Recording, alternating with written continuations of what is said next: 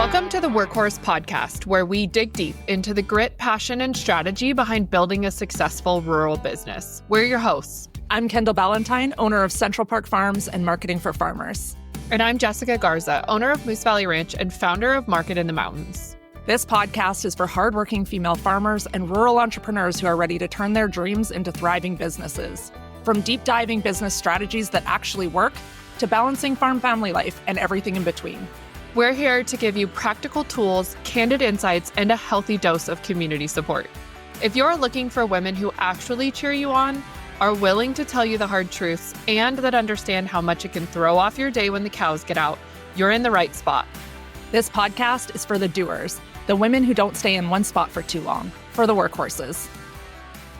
It is Kendall here, and I am joining you for the first ever solo episode.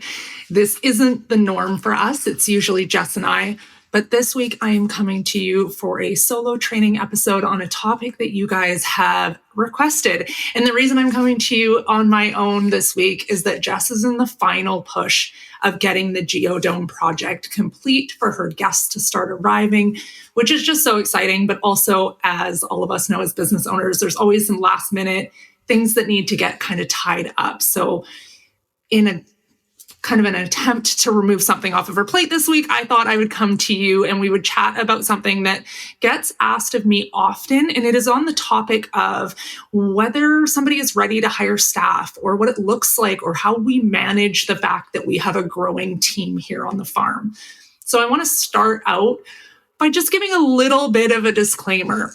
The laws around employment and work safe and things like that vary depending on country, state, province. So by no means is the advice that I'm giving legal advice when it comes to having employees, but I do want to share what the experience has been like for Central Park Farms as now having a team of 11 and what that all looks like on the farm and how we manage all of that. So before I start, I think there's always kind of a notion for people that there is success for a business when they grow or when they are a certain size.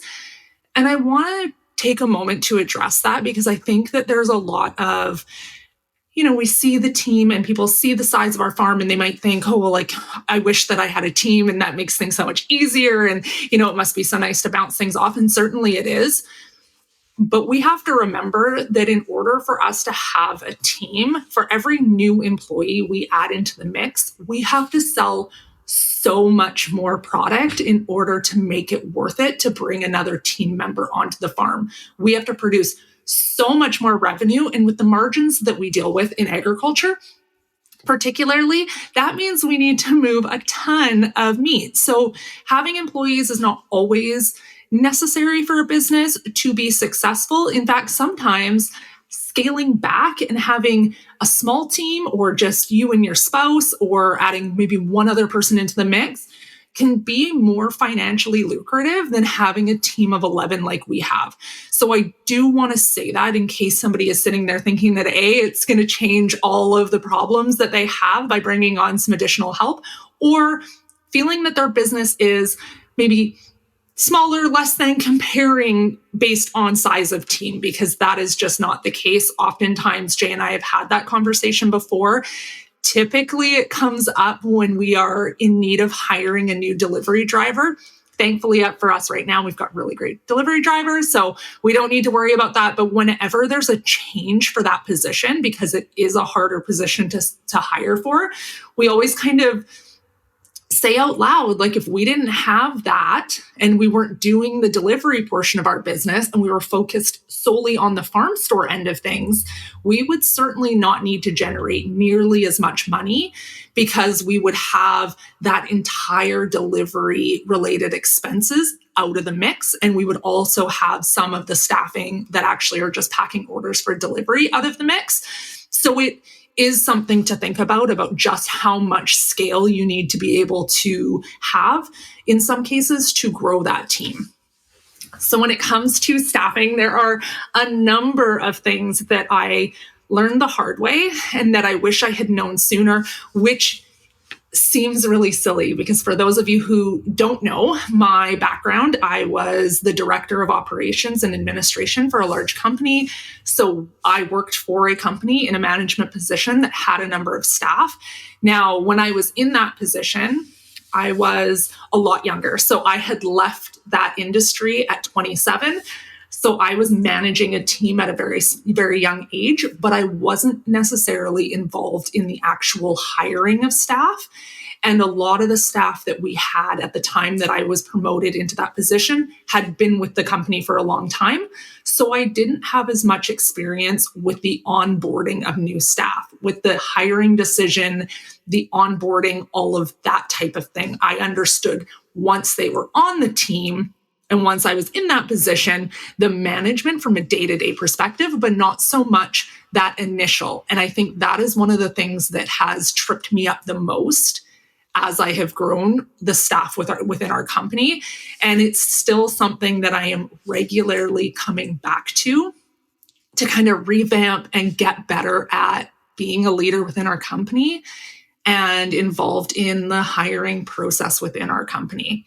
So one of the things that I really wish that I had done different is get some systems in place before we had staff that would make it easier for us after we had staff. So what I mean by that is, if you would love to be able to have a program that you use, maybe like Asana, or a program that you use to manage different projects that you're working on the farm, it is so much easier if you've already gotten comfortable using those programs, and if it's become part of your routine prior to bringing on staff, then having the hurdle of you yourself as the employer trying to kind of get your feet under you with those types of programs and getting them into your day-to-day operation at the same time that you have your first employee.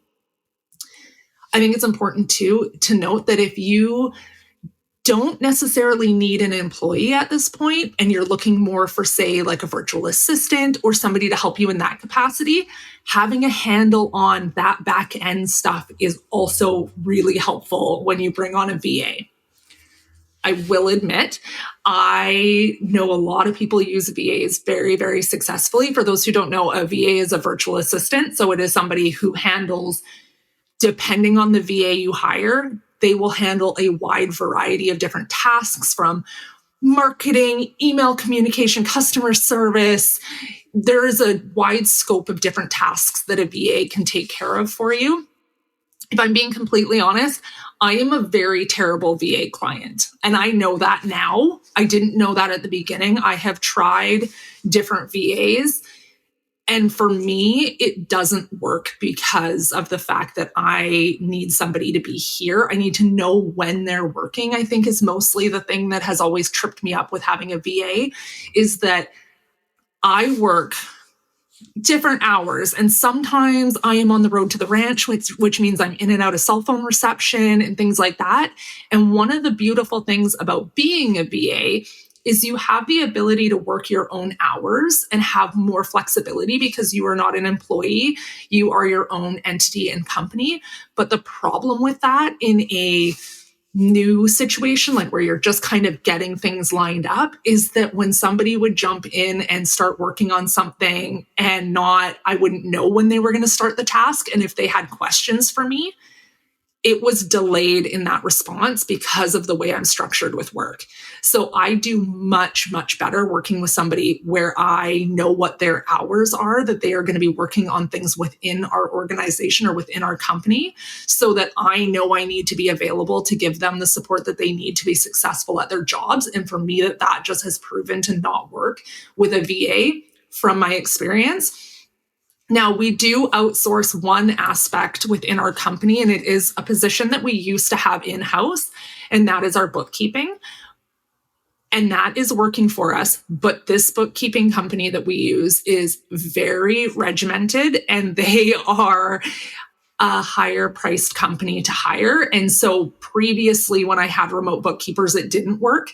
And now that I have one with this company, it is working for me. But again, it's very structured from their end on what they need from me. And so there is like very clear boundaries within that for both directions. And I found that really helped. But it has been my experience that that is the exception, not the norm. But if you are not ready to have an employee, a VA is certainly a great avenue to explore, because I know a lot of that comes from me having a struggle with that, and not necessarily that the VAs are, not a wonderful resource to have. Just be cognizant of the style of leadership that you have or what your needs are on whether or not you would be better suited to have somebody in-house or have somebody remote. Regardless of what you choose, though, having an understanding of some of your back-end organizations matters regardless. If your back-end system is just a hot freaking mess and you're wanting to bring somebody in to help you with administration, with office work, with things like that, and most farmers that I talk to would much rather hire out for office work than farm work. That's been my experience when I talk to clients, is that oftentimes you guys want to keep doing the farming end of things, or you want to continue to do the creative end of things, which is typically what draws us to being self-employed in the first place. And we don't necessarily always want to do the bookkeeping or, the email answering, the customer service, all of those administrative tasks that end up keeping us at a desk instead of out in a field. Having that back end stuff set up first, having some of those pieces for hiring first, meaning having proper contracts in place, having training manuals, having an employee handbook ahead of time really helps out. And I say that from the experience of knowing that I didn't do that when we first started hiring with Central Park Farms. And it is something that I am still catching up on now. We have had to take time where I have had to pump the brakes and say, hang on, I've got to get things figured out, because it's certainly easier to have all of these things in place prior to bringing somebody onto your team, so that there are very clear expectations. They know what to expect from you, and you know what your expectations are from them. It makes for a much smoother transition, especially when you're bringing on employees for the first time. Our very first employees on the farm, and the reason that we didn't have these things in place, were our kids. And that is something as a farm family that is often very common. And I think for us, the dynamic was different in that I started the company and Jay joined the company, but I started the company and the kids are my stepkids. And so for me, it felt important to make a change to how they viewed the work that they were doing on the farm. And a big part of that was because the dynamic between the two households was not as harmonious as I would have liked. And so it was a very difficult, once we got to the point that we were paying the kids, it was really difficult to get it at a young age for the other household to realize, before the kids were driving and things like that, that this was a serious job, and that we expected the kids, when they're getting a paycheck and they're in their teenage years, to be at work on time. And when we started to bring on other staff, it was even more important to make sure that the kids were really following the same rules as our other staff with requesting time off and things like that. So what I did out the gate is, once the kids got into a certain age where this was actually a job and not just kind of hanging out with us while we work on the farm and doing little things, is I implemented payroll for them. I started using a clocking in and clocking out program for them called Sling. So we use a program called Sling app. And that was a way for them to request time off, because that was something we were really struggling with, is that the other household would, book holidays and there wouldn't be any notice to us and things like that. And suddenly, kids wouldn't be coming to work when they were supposed to and all of that. And it really was a challenge. So by implementing some of these things, it really brought how everybody viewed the role up as this is a serious job. And I think part of it too, for me, was that as a stepmom, I wanted to make sure that I could really do whatever I could on my end to be viewed as like, this is when I'm a stepmom, and this is when I am an employer. And if I'm not taking the role seriously by providing them the same tools that a regular employee would be at a regular company, then it's hard to make that distinction. And I also wanted to make sure that the kids understood what is normal at places of employment, so that if in the future they went on to work for other companies, which one of them has and one of them hasn't, that they know what to expect. Part of the role of parenting is to make sure that they're prepared for the future. And I felt like I would do them a disservice if I didn't treat this like a real job for them. So that was our first quote unquote employees within the company. And then we hired our next employee. It all came about very weird. Jay and I were doing a delivery, and we were delivering some stuff for farm equipment. And we had, our farm work boots on, and we were dressed for being at the farm, and we stopped in to grab a bite to eat. And the only restaurants in the area that we were in tend to be it's a very touristy area, and they tend to be nicer restaurants. So when Jay and I ran in, it was still just like a little bistro, but in a higher end touristy area. And so we asked them if they could seat us kind of at the back so that we weren't sitting there with like our farm work boots and everything right at the front of the restaurant where, clients and customers are coming in. And our waitress was this young woman with a fantastic personality. And she right away said to us, she was like, "Oh, no problem." She's like, "I love that. I've been in 4-H forever, and 4-H is like our FFA." And so she had raised livestock as part of 4-H from a really young age. And we got kind of chatting with her, and she was our waitress and just absolutely fantastic. And when we went to go pay our bill, she asked us, she was like, "If you ever need any extra help on the farm and have hours that work around my schedule here, would you ever consider bringing me on as an employee?" And until that time, we had never had any staff on the farm that weren't family.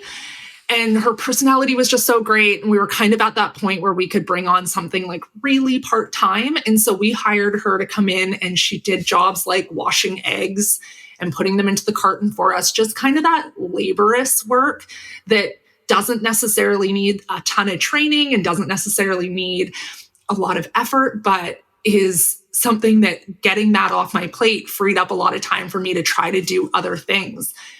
But when Julia came on, because we weren't really prepared for that, it was kind of just a last minute on the whim decision.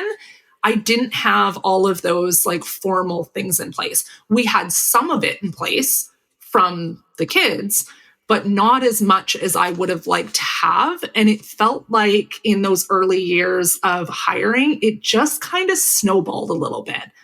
It was always kind of, we were adding somebody in an informal way, still paying them properly, still doing all of those things, but not quite as formal. These days, we have a much more structured hiring process. We use that program. Our payroll is all done through QuickBooks Payroll. I really like it because it's automatically going into our staff accounts. They really like it because they can access through QuickBooks Workplace. They can access their pay stubs, their T4s, all of those documents that they need are accessible to them at any time through their own login to the employee side of QuickBooks Payroll. So it has been something that we really value, that payroll system. We really appreciate it. It's inside of the bookkeeping program we use anyways. So we have all of those pieces in place, but we also have things like, I have a confidentiality contract. And I know that sounds intense, but it's been my experience through my corporate career prior to starting the farm. And it's really something for me that I want in place, because the last thing that I want, and I am very open, I think probably listening to this podcast, I'm really open and giving with the information that I have. I'm not somebody who holds cards to my chest. If another farmer wants information, I am happy to provide it. What I don't want is to end up with an employee who, say, photographs all the information of our customers and then goes and takes that to another company or starts their own thing. A lot of times we get people who apply for jobs with us who do what we do on a smaller scale. And I am so happy to incubate and help out and support. We have hired other farmers in the past for the farm who now run their own, like they're back working on their family farm, which I love and will continue to support. I just wanted something in place that said, hey, like, I'm happy to provide you training. I am happy to have you working for our company, even if you're doing something else. It's only to protect us from theft of absolutely proprietary information, our customer lists, our suppliers, those kinds of things that are really a conflict and that doesn't protect my customers in the event. Like, I don't want my customers' information to ever be something that's not protected by my staff. And so that was something that we had and that we put in place. We have a company cell phone policy. So it is, we provide cell phones to staff, and I want them to have a clear understanding of what my expectation is if they carry a company cell phone. And sometimes, like, most of our company cell phones are not ones that staff take home. But it's important to me, for example, that our delivery driver who carries a cell phone understands that that cell phone has tracking on it. And it has tracking on it because of the software we use to do routing and deliveries, so that we don't have to keep asking a delivery driver, like, whereabouts are you? How far along are you on your delivery route? So it's built into the application that we use. So at any time while our delivery driver is doing their deliveries, based on their cell phone location, I can pop on and check the status of their deliveries. I can see, Jim just delivered over to Sally's house. He's on delivery 18. Great. He's going to be home at approximately this time. I want it in writing, and I want it clear as day that this is what is on this cell phone. I know that they know it, but I want it in writing so that it's very clear. I want them to know that, we expect that they're not texting and driving, and like, there's some legal liability stuff there that as an employer, I have to have written out, because if I provide a company cell phone to a delivery driver and they are driving a company delivery vehicle and they are texting on their phone, and they're texting because they're updating us or they're updating a customer or whatever, and they were ever to get into an accident, there is a liability on me as a business owner if I haven't made it very clear that they need to follow the laws here in BC. And if they need to send a text message to a customer, that they safely pull over to do so. And I need that documented. So those are the type of things that we really didn't have in place at the beginning. We also have like our employee handbook, which just helps our employees in an onboarding situation, that when they get newly hired, it explains. I try to not make it too much, because I know, as having been an employee on the other side, you look at like a 52-page employee manual and your eyes glaze over and nobody is reading it. So I really try to make it, I built it out in Canva. So it's not just a plain white document, like, black text on a white document. It's a little bit more stylized than that. Whether any employees actually care that I took that extra time or not, it feels good for me. I have QR codes built in so that they can download the app that they need for doing payroll, and they can get access to a few other things in it. It clearly spells out our expectations. It does, again, some of that legal stuff, like making sure that it is in writing that you cannot be intoxicated with drugs or alcohol while working for us. We handle large equipment and there's liability to that. And just making sure that we spell out, and some of the things like how to book time off and how we handle certain things within the company. And that is wildly important should you ever run into a circumstance where you have to let somebody go. We recently parted ways with an employee, and it is because of these things and because of my understanding of the laws around being an employer that I could feel confident in how we approach that in order to keep us safe as employers and in order to make sure that it is fair for our employees. If I don't clearly spell out what will happen if they do blank, then it is not fair to them. Clarity is kindness, and making sure that your staff understand those things, especially because for us, we hire some young people. We have high school students on our payroll just as well as we have, people who have retired and they still want to earn some income. We have older staff and then we have younger staff. And it is unfair for me to expect high school kids to have the same understanding as some of our older staff who have been in upper management themselves and retired and are now just looking for a fun job to work a couple days a week in the retail store and have, an opportunity to stay active and chat with people. I can't expect both of those demographics of employees to have the same grasp of some of what some people might see as basics, that you're not allowed to have, alcohol in your system when you're on a tractor and things like that. So it's really important to me that we keep that up to date. And it's not just don't do this and don't do that kind of document. We also outline perks of the company. We provide really good discounted products. We do bonuses at Christmas time. We really try to have flexible hours whenever possible. Our staff are living lives and they've got kids, and we understand that sometimes things come up. And so we really try to have, kind of, we're all a team and we're all going to work together. And if you have something that changes that you need us to be able to adapt to, we do our best to accommodate that. And I want that stuff in there too, so that when a new hire is reading it, it doesn't feel like, here's a list of 85 ways you could get in trouble and 85 things that we need you to do properly. I want it to feel welcoming and I want it to feel like a positive experience and just simply an outline of expectations. And I think that has helped us a lot in the way that we bring on staff. It is something that we have just recently revamped.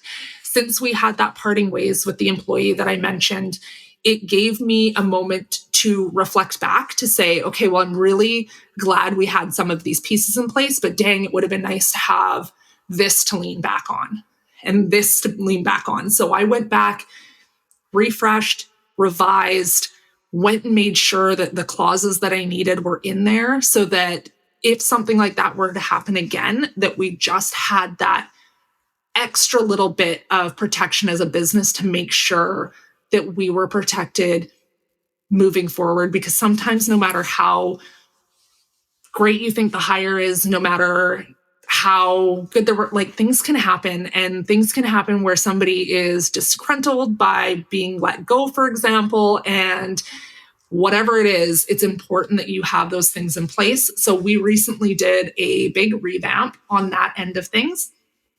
And then because of us making another recent hire, which now brings us up to 11 employees, we are now subject to different regulations with what we call WCB. I think you guys and some people in the US and areas call it occupational health and safety, something like that. It is basically the organization that makes sure that we are giving our staff the tools to stay safe at work and the training to keep them safe. In agriculture, I don't need to tell anybody in agriculture that it is a more dangerous line of work that increases the risk of injuries. But believe it or not, the butcher shop under WCB actually brings in more risk threshold for the company as far as worker compensation is. They base the butcher shop as being higher risk than the ranch. So that means that now that we have kicked into 11 employees, and based on our risk level, we've thankfully, knock on wood, never had an accident that resulted in any sort of serious injury or anything like that. So we are considered on the scale, we're green lit in those areas that we've never had an injury that needed to be reported to WCB. I hope that is always the way it is, but so far we are green lit in all of those areas. Where we are not green lit is the area we actually fall under red for experience. And we fall under red for experience because we have only been in business for 10 years, but also because the butcher shop, which is the part of the business that they deem the highest risk, has only been open for a few years. So in their eyes, statistically speaking, we are more likely in experience level to have an issue. So based on the number of employees we have, the industry that we are in and the length of time that we have been operating our highest risk portion of the company, we have certain requirements that are expected of us as employers that we need to take care of. It means we have to have certain PPE, so personal protection equipment, on site to make sure that our staff have it. We need additional people trained in first aid. So I actually have first aid training next Thursday to get my first aid training up to a higher level of occupational first aid. We need additional first aid equipment that we didn't need before. We need more of certain items. We need additional items.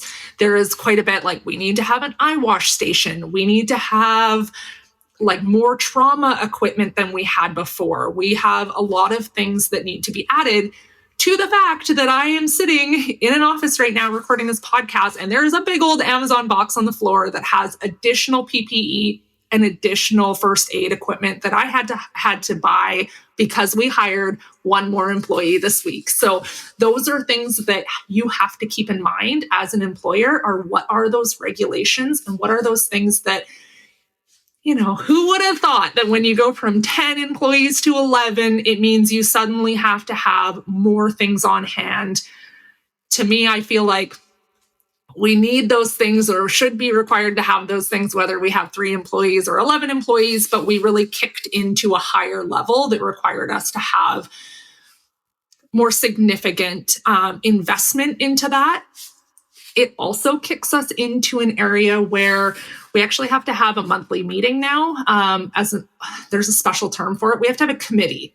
So we need to have a health and safety committee or an individual, depending on how many staff we have and our risk level.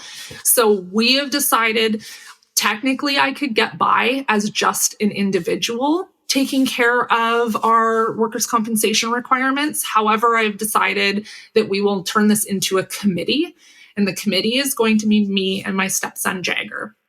The reason I really want Jagger in that committee is I want him as a young person. He's graduating this year. He's going to be working with our company full-time moving forward.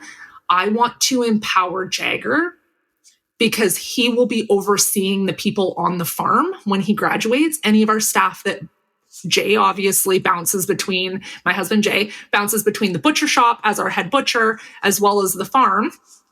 I fall more into an administrative role these days, as well as working farm store, and I go to the farm too, but I'm not typically these days doing the work on the farm like I used to, where I am dealing with the most dangerous scenarios, the biggest equipment, the largest livestock, things like that. I'm just not doing that as often as I used to. And I really want Jagger to be involved and see what it looks like from an occupational safety and health end of things, of what those requirements are and how serious it is if we have an issue. And I'm not just saying, obviously, the worst case scenario would be an injury, but let's just take that off and let's just talk about financial business end of things, because we all know that that is absolutely worst case scenario, and that matters so much more than a fine or anything like that. But I want Jagger to understand that, for example, if we got a workers' compensation inspection, like a WCB inspection, and they came to the farm to do an inspection on us, if we don't have all the equipment that we need in our first aid kit, the fine can be $7,500. If I don't have a written health and safety plan, the fine can be $2,500 to $5,000 just because I never wrote out a 2-page document. If I haven't done certain things, even if there was never an incident, even though there was never an injury, it's just a random inspection, we run significant financial risks of not having those things in place, which is why number one reason is to keep people safe. Absolutely, that's the number one reason. But we also want to make sure some of those little things are in place and that we're making sure we're at the level of need that we are to keep our crew safe, especially because we put content on the internet. So our farm is located not far from a major hub. We are just outside of Vancouver where we farm. So the chance of being inspected is significantly higher. If somebody sees something on Instagram that they didn't like and that they think that we are doing something that puts somebody at safety at risk, people will call it in. People can even call it in maliciously. That has nothing to do with something that they've seen. But we have really become a forward-facing brand and a forward-facing company. We also work with young people, which means we have an extra layer of need to make sure that that safety stuff is in place. And we have, for a few years, we've worked with the local high school, employing high school students as part of their graduation credits.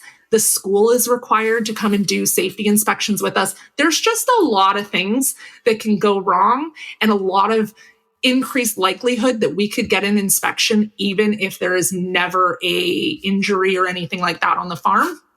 So it's really important to me so that we have things in place should anything ever happen, God forbid. We are taking care of our staff. So that is probably something that, coming from an office in a corporate environment, that I didn't really understand at the time. We certainly had a first aid kit in the office, but it was an office.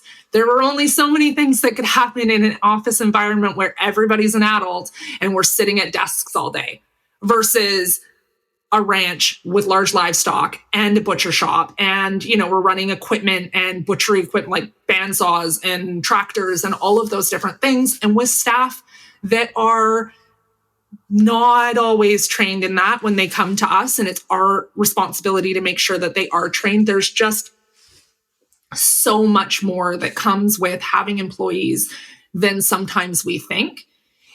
And that end of things is why I really want to make sure that we have appropriate training documents, and not just have the document, but make sure that it is a living, breathing document and that the training and the rules that are in it are understood by our staff. That you are not disassembling a piece of, automatic butchery equipment like a grinder without making sure that it is unplugged and that it's locked out and that there's no way that that piece of equipment can restart while we have, a 17-year-old's hands inside that equipment, making sure that it gets disassembled for cleaning. That has to be trained. And that is something that is really important to make sure that we are understanding in this industry, that it is not just as easy. Sometimes it's just hiring an employee and kind of going ahead with having, somebody quote unquote saving the day and freeing up more time. More often than not, VA or employee, it gets harder for you as a business owner before it gets easier. And that's why taking the time to build out some of these things, the things you legally have to do, obviously you have to do, but also the things that you don't legally need to do, but that they will make it easier for you moving forward.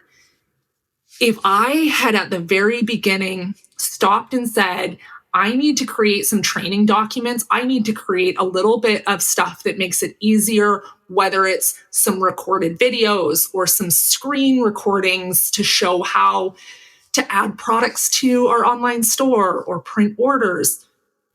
If you do that earlier, you will forever save time and money going down the road, because it is really costly to hire an employee. In the time that it takes, how much it slows you down training, how many mistakes happen at the beginning. So if you can take the time to set up some of those things and get that in place before you hire your first employee, or, when you're only one or two in, it certainly makes the experience for them better of being onboarded in a way where you are giving them the information that they need to succeed. But it means that you are not training from scratch every single time that you hire a new employee, and that they're getting all of the information that they need and you're not missing any important pieces along the way, so that they are efficient in their job, that they're safe in their job. It's just really important that we put those things in place. And it was something that I am continuously getting better at to make sure, because sometimes things live in our minds and they don't get out to everybody that they need to get out to. So it is really important that we are constantly kind of going back and revising And I think one of the things that has helped me the most in that part of my journey as being a leader of the company and in hiring is empowering my staff to understand that if they can see a better way of doing something, if they see a blind spot that I have, I always want them to feel safe and comfortable to come to me. Even if it's something that, I have created this company and it is my baby, and it can feel sometimes, you're protective of what it is that you've created. But I know from having been in leadership and in management and in upper level management in corporate before, a lot of times when you're no longer in the day to day of all of those tasks, there are better ways that come down the road. Or there is somebody that sees it a different way than you, and they can see that, hey, maybe, yeah, we've been doing it this way, but what if we did it this way? It can become more efficient. It can save money. It can help our customers get a better customer service experience. So that is, to me, the most beautiful part of hiring a team, is that we can work collaboratively and they can see things that I miss and they can help me with things that, you only know what you know.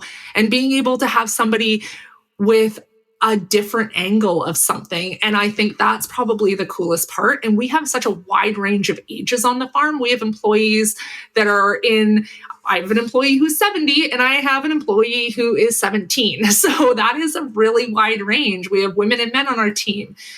It's really cool to be able to see. And none of them previously had agricultural experience at this point in the game. Most of our staff don't work in the farm end of things. Most of them work in like the butcher shop or the retail store or in deliveries. But it's really neat to see different ways of thinking about it. Our delivery driver used to own a company that did deliveries. He used to own it. So when he comes into it, he's like, hey, I just want you to know this customer, you may not realize, but their delivery is actually it takes me an hour to deliver to them, which really is costly for you. You may want to consider doing postal code based deliveries instead of city based deliveries so that you can exclude some of those really far outliers. I haven't sat in a delivery vehicle for this company in 8 years. At the time when we first started doing deliveries, our customer base was much, much smaller, and we didn't have people in those outlying areas because typically our delivery customers were people who had previously purchased from us at a farmer's market. And so they were all kind of clustered around those main city centers where we were doing farmers markets. And now, fast forward, we've been doing deliveries for years and years. We have picked up people who are quite out of the way. And while that might work, it means we might have to take a look at it and say, hey, like these people are a lot further out of the way. Maybe we need to do a tiered delivery rate, or maybe we need to switch over to postal code. There's just different things that I don't think about because I'm not in the delivery vehicle, or I'm not the one day to day dealing with our customers anymore. And when you get to a point where you have a team like you guys, I feel so lucky to have the people that we have working for our business. And I want to make sure that they are so well taken care of. It is really important to me that they feel cared about, that they get extra little things from us, that we are paying them a wage that is, we are not paying minimum wage. We're paying certified living wage. We're trying to make sure that we can get our staff getting discounts on the products that we're using so that it gets them to a point that they're getting products from us and that we can get it down lower than some of the grocery store prices. In some cases, like we're basically at cost for our staff. We're giving them some free products here and there. We're we're kicking them back when we can. We have some different customer incentive employee incentive things. We actually have one we're going to be rolling out in the near future. We're making I'm going to make employee bucks that when people are doing a good job, I can kind of give them basically a little Central Park Farms, $5 because our staff buy food from us. They just do that. We can kind of give them a $20 little Central Park Farms bucks that they can use to buy our products because they buy them anyways. And so why not give them some free groceries or, a free dozen eggs when they go home? I try to do what we can. And I know we're not a huge company. we don't have endless amount of resources to be able to give them. Like, if I could, I would love to give them even more, because they honestly are the reason that our company is as successful as it is. It's the fact that they remember the names of our customers and they care to learn their stories. And, they remember that so-and-so likes their ginger cookies that we sell out of Prepared Foods. And then when she walks in the door, Natasha will say, "Oh, we restocked those cookies you love," or, those kinds of things. As we've grown, I can't be there all the time anymore. And so I'm not the person people are seeing in the store anymore. And Jay's not the person who is greeting people at their front door delivering orders. And that is something that makes hiring so challenging, is that I am replacing myself. And I spent so long building relationships, and I still spend so long building relationships with our customers now through social media and our newsletter and things like that. But they don't see me anymore, not nearly as much as they used to. And so the hiring end is so important that we get it right. And you'll never keep good staff unless you treat them well. And so we try to do whatever we can. And I mean, you guys, we're not perfect by any means. But typically we keep our staff and they stay with us, and we do what we can. And I think that's my biggest thing, is that I really genuinely want our staff to succeed. I want them to feel good when they come to work. I've had those bosses and I've had those environments where on Monday, you're dreading coming into work.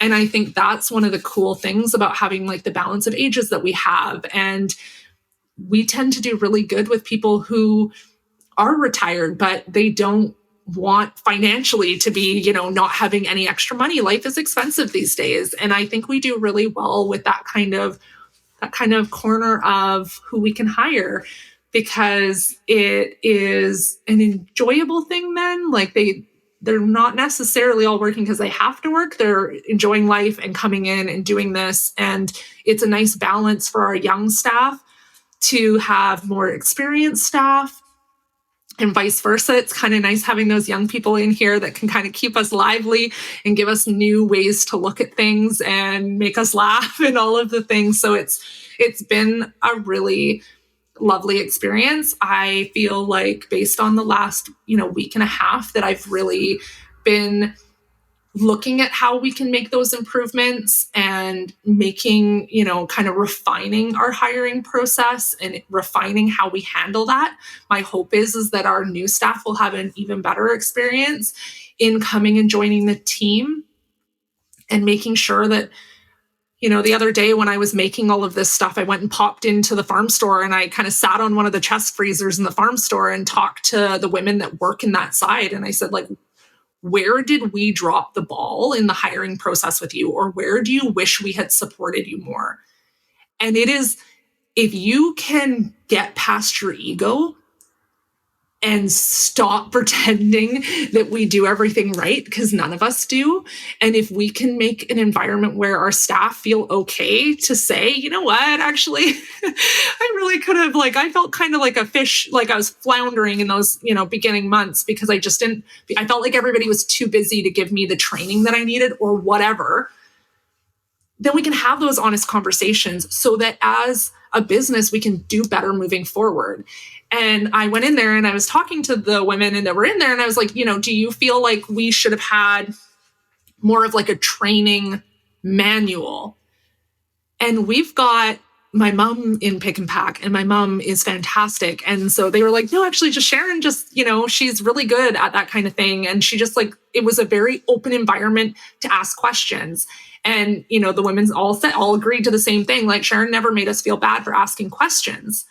And now that is a great environment to create. But sometimes, depending on how many employees we have, that might not always be possible to have that much support for as long, because my mom's in the store with them every day. So if they run into questions, they've got somebody who's been with the company for 8 years.